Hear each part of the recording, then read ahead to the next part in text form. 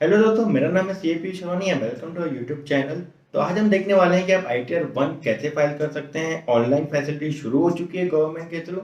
अभी तक ये फॉर्म ऑफलाइन यूटिलिटी के थ्रू जा रहे थे, जो थोड़ा लेंदी प्रोसेस है। अभी ये आईटीआर 1 ऑनलाइन फैसिलिटी शुरू हो गई है, जो मस्त सिंपल प्रोसेस है। एंड उसमें बहुत सारी डिटेल ऑटो पॉपुलेटेड आ जाती है। एंड आपके पास बेसिक डॉक्यूमेंट्स आपके रेडी हैं, तो आप घर बैठे बैठे आप आईटीआर फाइल कर सकते हैं। आईटीआर 1 एप्लीकेबल होता है अगर आपकी सैलरी इनकम है, सिंगल हाउस प्रॉपर्टी इनकम या लॉस है, एंड आपका अदर सोर्सेज की इनकम है, तो आपको आईटीआर 1 एप्लीकेबल होता है। अगर आपका कोई भी शेयर ट्रांजेक्शन है, स्पेशली सेल है, सेल ऑफ इक्विटी या सेल ऑफ म्यूचुअल फंड, तो आपको वो आईटीआर 1 एप्लीकेबल नहीं होता है, आईटीआर 2 एप्लीकेबल हो जाता है, क्योंकि उसमें कैपिटल गेन आपको कैलकुलेट करना पड़ता है। आईटीआर 1 फाइल करने से पहले आपके पास 3 डॉक्यूमेंट रेडी होने चाहिए। फर्स्ट विल बी फॉर्म 16, जो आपको आपका एम्प्लॉयर देगा। सेकेंड विल बी आपका फॉर्म 26AS, जो आपका टैक्स क्रेडिट स्टेटमेंट रहेगा कि आपका टैक्स ऑनलाइन रिफ्लेक्ट हो रहा है या नहीं हो रहा है आपकी टोटल इनकम पे। एंड थर्ड रहेगा आपका AS, कि आपने जो भी ऑनलाइन आपकी इनकम रिपोर्टेड है वो आप कंसिडर करें आपके आईटीआर फाइलिंग में। तो ये तीनों डॉक्यूमेंट आप मस्ट वॉच है, मतलब आप इसके बिना आप आईटीआर फाइल नहीं कर सकते हैं। अगर आपका इन तीनों डॉक्यूमेंट से आपका थोड़ा भी आईटीआर वेरी होगा, तो आपको नोटिस आने के चांसेस हाई रहेंगे। तो हम डायरेक्टली चलते हैं प्रोसेस पे। सबसे पहले आपको जाना है incometax.gov.in पे। ये वेबसाइट का लिंक मैं नीचे डिस्क्रिप्शन में दे दूंगा। आपको सबसे पहले इनकम टैक्स की साइट पे जाना है। ओके, आपके पास राइट साइड पे लॉगिन का ऑप्शन रहेगा, आपको लॉगिन पे क्लिक करना है। एंड यहाँ पे आपको आपका यूजर आईडी, जो आपका पैन नंबर रहेगा, एंड आपका जो कस्टमाइज पासवर्ड रहेगा, आपको वो इंसर्ट करके यहाँ पे लॉगिन करना है। तो पासवर्ड इंसर्ट करने के बाद आपका लॉगिन हो जाएगा, एंड आपका ये डैशबोर्ड ओपन हो जाएगा। एंड डैशबोर्ड रहेगा आपके पास, यहाँ पे राइट साइड पे फर्स्ट ऑप्शन रहेगा फाइल नाउ का। एंड आपके पास एक सेकंड मेथड है, आपको e file income tax return, file income tax return, आप दोनों पे क्लिक करेंगे, कहीं कैसे भी आप जा सकते हो। आप वहीं आप इनकम टैक्स के फॉर्म पे आ जाएंगे। फिर आपको सिलेक्ट करना है आपका असेसमेंट ईयर, जो असेसमेंट ईयर रहेगा 23-24। एंड आपको मोड ऑफ फाइलिंग सिलेक्ट करना है, जो रहेगा ऑनलाइन। ओके, ऑफलाइन मेथड हम ऑलरेडी कवर कर चुके हैं, आप वो भी वीडियो देख सकते हैं, वो थोड़ा लेंथी प्रोसेस है। ऑनलाइन प्रोसेस सिंपल है। मैं भी आपको सजेस्ट करूंगा कि आप ऑनलाइन मेथड से ही रिटर्न फाइल करें। एंड आपको इसको कंटिन्यू पे क्लिक करना है। आप यहाँ पे देख सकते हैं हमने कभी भी अभी हमने कुछ भी सेव नहीं किया है, कोई भी यूटिलिटी हमने फाइल करने का ट्राई नहीं किया है। तो आपके पास ऑप्शन देगा स्टार्ट न्यू फाइलिंग का, तो न्यू फाइलिंग पे क्लिक करेंगे। यहाँ पे आपको कैटेगरी सिलेक्ट करना है, इंडिविजुअल जो ऑलरेडी सिलेक्टेड है, एंड कंटिन्यू पे क्लिक करना है। देन आपको सिलेक्ट करना है आपका आईटीआर फॉर्म। आईटीआर 1 एंड 4 अभी तक शुरू हुए हैं ऑनलाइन प्रोसेस में। आईटीआर 1 आपको एप्लीकेबल होगा salary, house property and other sources income में। तो हम आईटीआर 1 देख रहे हैं इस वीडियो में, तो आईटीआर 1 सिलेक्ट करेंगे एंड प्रोसीड विद आईटीआर पे क्लिक करेंगे। एंड यहाँ पे आपको गेट स्टार्टेड पे क्लिक करना पड़ेगा। तो सबसे पहले आपको क्वेश्चन आएगा कि आप कौन से रीजन की वजह से आप इनकम टैक्स रिटर्न फाइल कर रहे हैं। तो पहले एक ही रीजन होता था कि अगर आपकी बेसिक लिमिट के ऊपर आपकी इनकम है, तो आपको इनकम टैक्स रिटर्न फाइल करना है। बट अभी कुछ गवर्नमेंट ने कुछ और रूल्स उन्होंने ऐड कर दिए हैं। फॉर एग्जांपल, अगर आप फॉरेन ट्रैवल पे 2 लाख के ऊपर एक्सपेंसेस कर रहे हो, तो आपको रिटर्न फाइल करना कंपलसरी है। अगर आपका इलेक्ट्रिक कंजम्पशन 1 लाख के ऊपर है इन ए फाइनेंशियल ईयर, तो आपको आईटीआर फाइल करना कंपलसरी है। तो 7 प्रोविजो ऑफ सेक्शन 139 में कुछ एडिशनल क्राइटेरियाज मेंशन किए हुए हैं। अगर आप उसमें रिटर्न फाइल कर रहे हो, तो आपको सेकेंड वाला ऑप्शन चूज करना है। अदरवाइज अगर आप बेसिक लिमिट एग्जाम्पशन आपकी थ्रेशोल्ड पार हो चुकी है, आपको अदर कैटेगरी चेक करने की जरूरत नहीं है। आप फर्स्ट वाला ऑप्शन चूज कर सकते हैं। अगर आपकी 2.5 लाख के ऊपर इनकम है, salary income plus other income, तो आप फर्स्ट वाला ऑप्शन चूज करके आप कंटिन्यू पे क्लिक कर सकते हैं।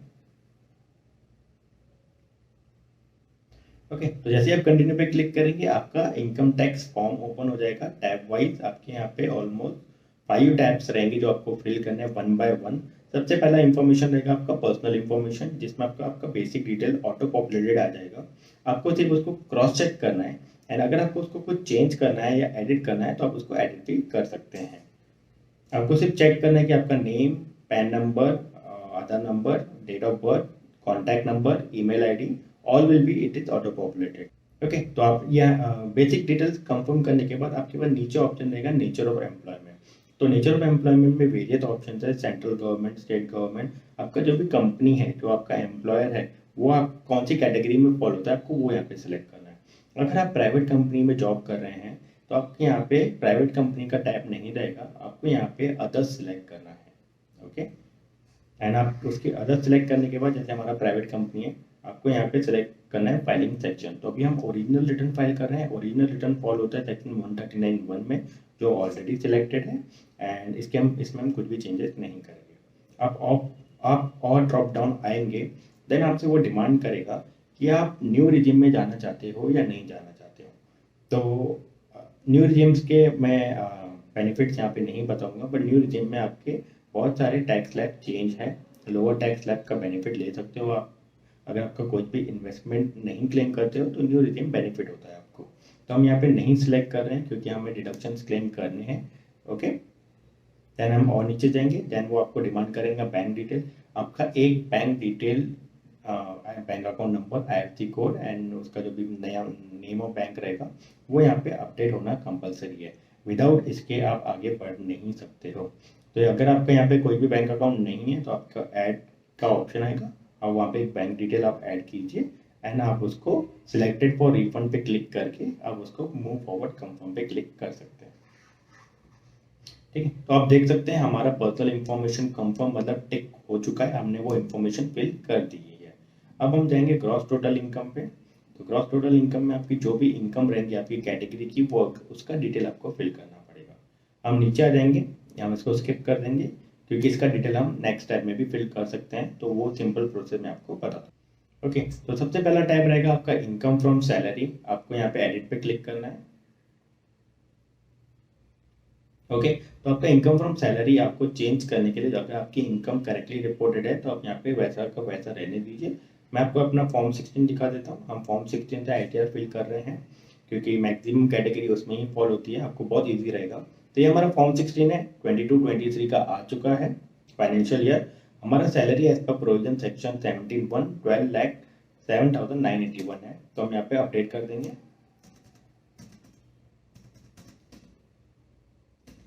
ओके, वैल्यू ऑफ परक्विजिट हमारा 0 है and profit in लिeu of salary 0 है, तो हम यहाँ पे कुछ भी चेंजेस नहीं करेंगे। बट अगर आपका फॉर्म 16 में कुछ भी रिफ्लेक्ट हो रहा है परक्विजिट या प्रॉफिट, तो आप वो यहाँ पे शो कर सकते हैं। ठीक है, आपको एज इट इज फॉर्म 16 से अमाउंट यहाँ पे इंसर्ट करना है। ओके, तो सेकंड कैटेगरी रहेगा आपका अलाउंसेस का। सेक्शन 10 में बहुत सारे अलाउंसेस हैं। अगर आप कुछ भी एक्सपेंडिचर कर रहे हो रिलेटेड टू योर एम्प्लॉयमेंट तो आप उसका क्लेम ले सकते हो, मतलब आप उसको टैक्स फ्री में डाल सकते हो। बट उसमें भी आप अगर उसका पर्टिकुलर सेक्शन का अगर आप टर्म्स एंड कंडीशन फुलफिल कर रहे हो तो, फॉर एग्जांपल मैं आपको बता दूं कि अगर आप रेंट पे कर रहे हो, आप सिटी से बाहर आए हो एंड आप जॉब के चक्कर में आप रेंट पे कर रहे हो, रेंट पे रह रहे हो एंड वहाँ पे रेंट पे कर रहे हो, तो आप उसका क्लेम कर सकते हो। रिस्पेक्ट उसका एक कैलकुलेशन होगा अलग से मेट्रोज एंड नॉन मेट्रोज का, एंड अगर वो आपका कुछ भी अमाउंट आ रहा है टैक्स फ्री कैलकुलेशन में तो आप उसको क्लेम में डाल सकते हो। आपने अगर एम्प्लॉयर को डिटेल सबमिट किया रहेगा आपका रेंट का या जो भी आपका अलाउंसेस का, तो आपको फॉर्म 16 में रिफ्लेक्ट होगा। अगर आपने कुछ भी उनको प्रूफ सबमिट नहीं किया है तो फॉर्म 16 में रिफ्लेक्ट नहीं होगा। तो हमारा देख सकते हैं कि हमारे अलाउंसेस पूरे 0 हैं, हमारा कुछ भी हमने अलाउंसेस कंपनी में डिक्लेयर नहीं किए हैं। बट अगर आपका कुछ भी अलाउंसेस यहाँ पे मेंशन है तो आप यहाँ पे फॉर्म 16 में अगर मेंशन है तो आप यहाँ पे अलाउंसेस क्लेम कर सकते हो एग्जम्प्ट अलाउंसेस में।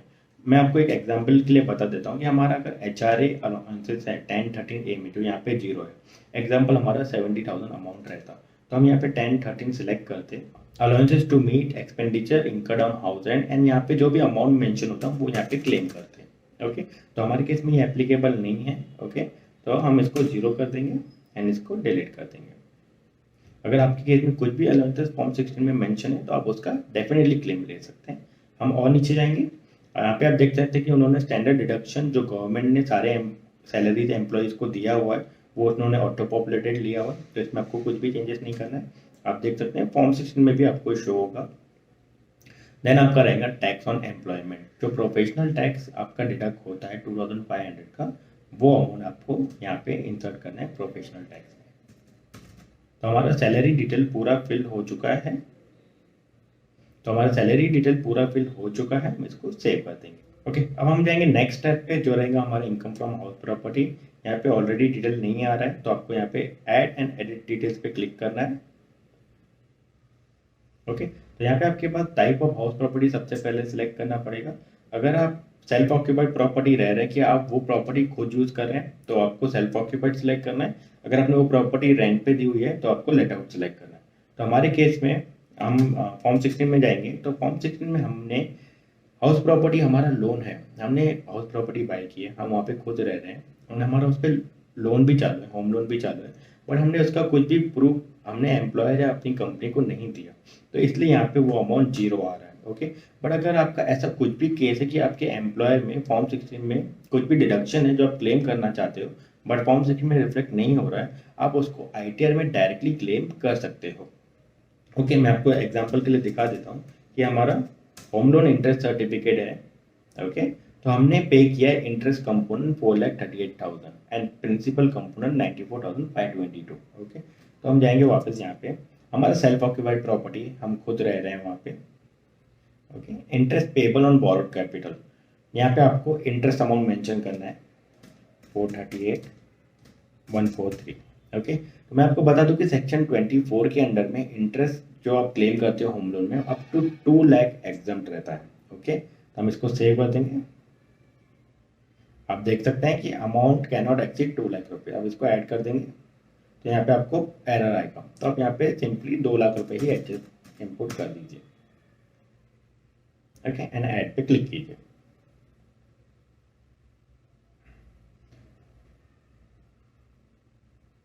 तो हमने हाउस प्रॉपर्टी इनकम भी डिटेल अपडेट कर ली है, इसका हमें सेट ऑफ मिल जाएगा automatic.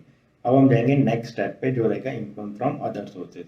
Income from other sources में आपके वही इनकम आएंगे जो बाकी 4 कैटेगरीज में नहीं होते। 4 कैटेगरीज कौन सी रहेगी? Income from salary, income from capital gain, income from house property and income from business. अगर आपका कोई भी इनकम इन कैटेगरी में फॉल नहीं होता है तो रिमेनिंग आपका जो भी कैटेगरी रहेगा वो रहेगा income from other sources. Okay, तो आपका जो इंटरेस्ट ऑन सेविंग अकाउंट रहेगा, इंटरेस्ट ऑन डिपॉजिट रहेगा या फैमिली पेंशन रहेगा, वो सारे के सारे फॉलो के इनकम फ्रॉम अदर सोर्सेज।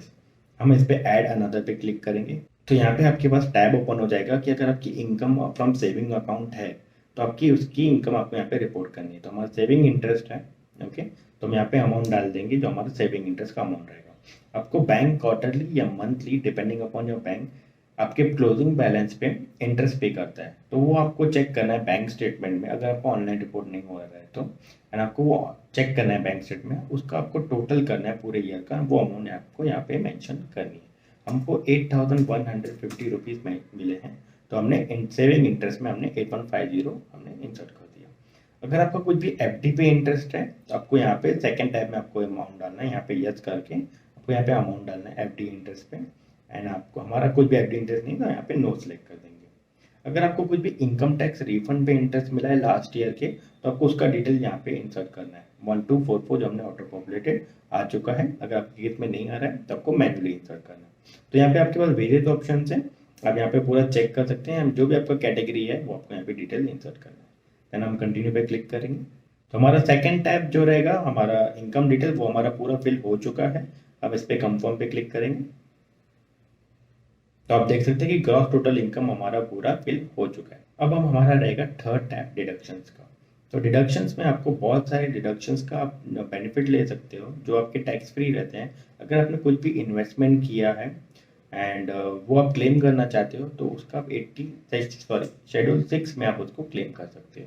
आपको अगेन वेरियस कैटेगरीज रहेंगी, वेरियस टर्म्स एंड कंडीशंस रहेंगे, वो अगर आपने फुलफिल किए तो आप you will be eligible to take that benefit. Okay, तो हम आप चाहेंगे कि अगर आपने कुछ भी डोनेशन पे किया है तो आप उसको क्लेम कर सकते हैं। मैं डायरेक्टली एक एक टैब यहाँ पे नहीं फिल एक्सप्लेन कर सकता हूँ, मैं डायरेक्टली जाता हूँ 80C पे। 80C आप जाएंगे फॉर्म 16 में तो आपका 80C में आपका डिडक्शन मेंशन रहेगा। आपने जो भी प्रूफ सबमिट किए रहेंगे अपनी कंपनी को, वो रहेगा LIC का रहेगा या अपने होम लोन का प्रिंसिपल रिपेमेंट रहेगा, वो आपका 80C में डिडक्शन अवेलेबल रहेंगे। आपका PF अमाउंट अगर आपने कुछ भी किया है तो वो आप क्लेम कर सकते हो 80C में। आपकी ट्यूशन फीस है चिल्ड्रन की तो वो आप क्लेम कर सकते हो। तो 80C में हमारा अमाउंट आ रहा है 38,124। ओके, तो हम यहाँ पे 38,124 सेलेक्ट कर देंगे, इंसर्ट कर देंगे। 80C का लिमिट है 1.5 लाख का। ओके, अगर आपको एडिशनल क्लेम करना है, आपने अगर 50,000 का एडिशनली आपको पेंशन फंड में क्लेम मिलता है, वो अगर आपका कैटेगरी है तो आप उसका भी क्लेम ले सकते हैं। तो हमारा 38,124 यहाँ पे ऑलरेडी PF अमाउंट आ चुका है फॉर्म 16 से एंड हम इंटरेस्ट पे सॉरी जो प्रिंसिपल पेमेंट है होम लोन का उसका हमने क्लेम कंपनी में सबमिट नहीं किया था, तो हम इसको भी क्लेम करेंगे। तो हम क्लेम करेंगे टोटल अमाउंट यहाँ पे 132,646। ओके, और प्लस हमारा LIC भी है, तो हमारा वो टोटल मिला के 1.5 ऐड हो जाता है, तो यहाँ पे हम 1.5 क्लेम कर लेंगे। ओके, आपका और भी कुछ भी क्लेम करना है तो आप यहाँ पे क्लेम कर सकते हैं। हम फॉर्म 16 में एक बार चेक कर लेंगे। तो फॉर्म 16 में हमारा और आ रहा है डिडक्शन अंडर 80D। तो हमारा फॉर्म 16 में 80D के अंदर में डिडक्शन आ रहा है। 80D में आता है जो आपने अगर मेडिकल इंश्योरेंस लिया है सेल्फ, फैमिली या पेरेंट्स का, आप उसको क्लेम कर सकते हो। ओके, तो हम 80D यहाँ पे यस सिलेक्ट कर देंगे। ओके, अब हम और मूव फॉरवर्ड जाएंगे। अभी तक हमने अमाउंट नहीं डाला है, 80D का अमाउंट आपको नेक्स्ट स्टेप में इंसर्ट करना पड़ेगा। ओके, और नीचे आप रिफ्लेक्ट करेंगे तो आपको 80TTA एक सेक्शन मिलेगा। जो हमने अमाउंट इंसर्ट किया था सेविंग इंटरेस्ट का, उसका आपको अप टू 10,000 डिडक्शन मिलता है अंडर सेक्शन 80TTA। तो हम वो भी क्लेम कर लेंगे। ओके, एंड आपको कंटिन्यू पे क्लिक करना है। ओके, अभी तक हमारा डिडक्शंस का टैब फुल नहीं हुआ है, हमने पूरा फिल नहीं किया है। अभी आपका डिटेल फिल करना पेंडिंग है। अब हम नीचे जाएंगे, आपको 80D सिलेक्ट करना है, यहाँ पे ऐड 80D पे क्लिक करना है, एंड यहाँ पे आपको आपका 80D का डिटेल्स इंसर्ट करना है। ठीक है, तो सबसे पहले वो क्वेश्चन पूछ रहा है कि आप खुद या आपके family member apart from your parents senior citizen ये है या नहीं है। तो हमारा आंसर रहेगा no. Okay, and second question रहेगा कि whether any of your parents is senior citizen. तो यहाँ अगर आपका ऐसा केस है तो हम यहाँ पे यस सेलेक्ट कर सकते हैं। ओके, तो क्योंकि यहाँ पे आपका लिमिट चेंज हो जाता है, अगर आपके पेरेंट्स सीनियर सिटीजन है तो आपका लिमिट चेंज हो जाता है, आपको हायर लिमिट मिल जाता है डिडक्शन क्लेम करने के लिए। ओके, तो हम फॉर्म 16 में जाएंगे। फॉर्म 16 में हमारा अमाउंट आ रहा है 29,710 का 80D के अंदर में। ओके, तो हमने हेल्थ इंश्योरेंस लिया है 25,000 का सेल्फ एंड आपके फैमिली मेम्बर्स का, एंड हमारे सीनियर सिटीजन पेरेंट्स के ऊपर हमने एक्सपेंडिचर क्लेम किया था, एक्सपेंडिचर किया था, तो हम उसका भी क्लेम लेंगे। तो हमारा 26,030 जो हमारा डिडक्शन अमाउंट है वो हमने क्लेम किया हुआ। ओके, हम इसको ऐड पे क्लिक करेंगे तो आपका 80D का डिटेल्स ऐड हो जाएगा। अभी हमारा पेंडिंग है 80TTA जो सेविंग इंटरेस्ट अमाउंट रहेगा, हम वो अमाउंट यहाँ पे डिडक्शंस में क्लेम करेंगे। उसके लिए आपको नीचे आना पड़ेगा। यहाँ पे आप देख सकते हैं कि ऑप्शन है 80TTA interest on saving account. आप इस पर ऐड पे क्लिक करेंगे एंड यहाँ पे आपको अमाउंट डालना है इंटरेस्ट का। ओके, एंड यहाँ पे आपको ऐड पे क्लिक करना है। तो हमारा डिडक्शंस का पूरा टैब फिल हो चुका है। आपको नीचे कंफर्म पे क्लिक करना है। ओके, अब हम जाएंगे नेक्स्ट स्टेप पे जो रहेगा आपका टैक्स पेड का। टैक्स पेड में जो भी आपका TDS डिडक्ट हुआ है एंड वो आपको डिटेल यहाँ पे ऑटो पॉपुलेटेड कैच कर लेगा। अगर आपका कुछ भी सैलरी का डिटेल डिडक्ट हुआ है तो उसका डिटेल आपको फर्स्ट टैब में शो हो जाएगा। अगर आपका अदर देन सैलरी है तो आपका सेकेंड टैब में शो हो जाएगा। तो यहाँ पे आपको एडिट करने की जरूरत नहीं है, आपको सिर्फ चेक करना है कि आपका TDS अमाउंट रिफ्लेक्ट हो रहा है या नहीं हो रहा है। तो 12 लाख हमारी इनकम है एंड 1,45,000 उस पर टैक्स डिडक्ट हुआ है। हम इस मतलब इस पे हम ये इनकम पे एंड TDS अमाउंट पे हमको कुछ भी चेंजेस नहीं करने हैं। हम इसको सिर्फ नीचे कंफर्म पे क्लिक करें। तो जैसे में हम कंफर्म पे क्लिक करेंगे तो हमारे 4 टैब फिल हो चुके हैं। फिर हमारा रहेगा लास्ट टैब, फिर 5th टैब जो रहेगा टोटल टैक्स लायबिलिटी का। जो भी हमने इनकम रिपोर्ट की है माइनस डिडक्शंस माइनस अलाउंसेस, तो नेट अमाउंट पे जो कि आपकी इनकम रहेगी उसका कैलकुलेशन आपको शो होगा टोटल टैक्स लायबिलिटी में। तो यहाँ पे आप देख सकते हैं हमारा ग्रॉस टोटल इनकम, हमारा टोटल डिडक्शंस, हमारा टोटल इनकम रहेगा 7,80,690 का। उस पर हमारा टैक्स कैलकुलेशन आएगा 68,000 का एंड एजुकेशन सेस लगेगा एंड टोटल लायबिलिटी आ जाएगा 71,384 का। हम इस पर कुछ भी चेंजेस नहीं करेंगे, हम इस पर सिंपली कंफर्म पे क्लिक करेंगे। तो जैसे ही आप कंफर्म पे क्लिक करेंगे आप देख सकते हैं हमारे पांचों टैब फिल हो चुके हैं। अब हम नेक्स्ट टैब फाइलिंग प्रोसेस पे जा सकते हैं। अब यहाँ पे आपको प्रोसीड पे क्लिक करना है। ओके, आपका समरी आ जाएगा। आप देख सकते हैं कि हमारा टैक्स ज़्यादा डिडक्ट हुआ है क्योंकि हमने कुछ प्रूफ कंपनी में सबमिट नहीं किए थे, तो उन्होंने हायर इनकम पे टैक्स डिडक्ट किया हुआ है और हमारा रिफंड आ रहा है 74,110 का। आप प्रीव्यू रिटर्न पे क्लिक करेंगे, आपका ये वेरिफिकेशन टैब आ जाएगा जिस पे आपको बॉक्स पे क्लिक करना है। ओके, एंड नीचे आपको प्लेस मेंशन करनी है जो भी आपका करंट प्लेस रहेगा, एंड नीचे जाके आपको प्रोसीड टू प्रीव्यू पे क्लिक करना है। तो अभी आपने आपका प्रीव्यू आ जाएगा, आपने जो भी डिटेल्स फिल किए स्टार्ट टू एंड आपका पूरा डिटेल यहाँ पे शो हो जाएगा। ओके, आप एक बार इसको क्रॉस वेरीफाई कर सकते हैं। अगर आपको क्रॉस वेरीफाई नहीं करना है तो आप इसको डायरेक्टली नीचे आके प्रोसीड टू वैलिडेशन पे क्लिक कर सकते हैं। ओके, तो प्रोसीड टू वैलिडेशन पे क्लिक करने के बाद आपको आएगा वैलिडेशन सक्सेसफुल का टैब ओपन हो जाएगा। ओके, एंड यहाँ पे आप देख सकते हैं कि no error was found. Okay, then आपको क्लिक करना है प्रोसीड टू वेरिफिकेशन। अब आप इसको सबमिट करेंगे जो आपको वेरिफिकेशन टैब पे लेके जाएगा।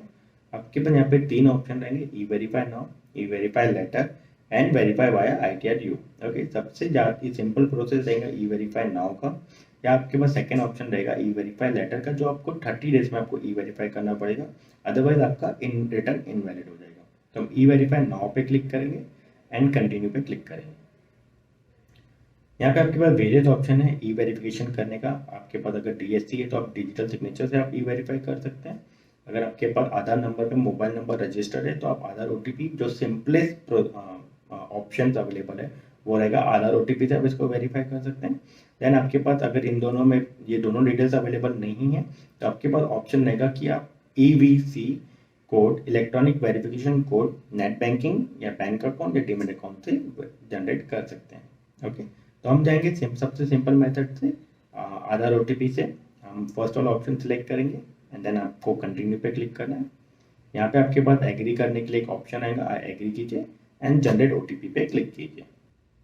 ओके, तो आपको OTP जनरेट होगा, जो भी आपका मोबाइल नंबर आधार कार्ड से रजिस्टर्ड होगा उस मोबाइल नंबर पे आपको OTP आएगा। वो OTP आपको रिट्राइव करके यहाँ पे मतलब इंसर्ट करके सबमिट पे क्लिक करना है। तो हमें OTP आ चुका है, OTP यहाँ पे इंसर्ट करेंगे।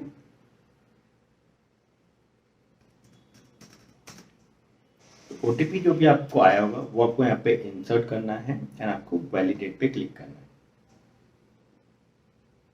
ओके, जैसे आप वैलिडेट पे क्लिक करेंगे आपका OTP वेरीफाई होगा एंड आपके पास एक लास्ट पॉपअप आएगा कि आप इसको एक्चुअल में सबमिशन के लिए आप कंफर्म करें या नहीं करें।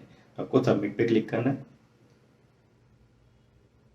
ओके, तो आपका ITR-1 सिंपल प्रोसेस में फाइल हो चुका है। आप उसका एक्नॉलेजमेंट यहाँ से डाउनलोड कर सकते हैं, डाउनलोड रिसिप्ट पे क्लिक करके। एंड हमने पूरा स्टार्ट टू एंड डिटेल में ITR-1 का प्रोसेस कवर किया हुआ है। अगर आपको इससे रिलेटेड कुछ भी क्वेरी रहे तो आप नीचे कमेंट बॉक्स में मेंशन कीजिए, हम इसको पूरा सॉल्व करेंगे आपकी हर एक क्वेरी को। Thank you for watching.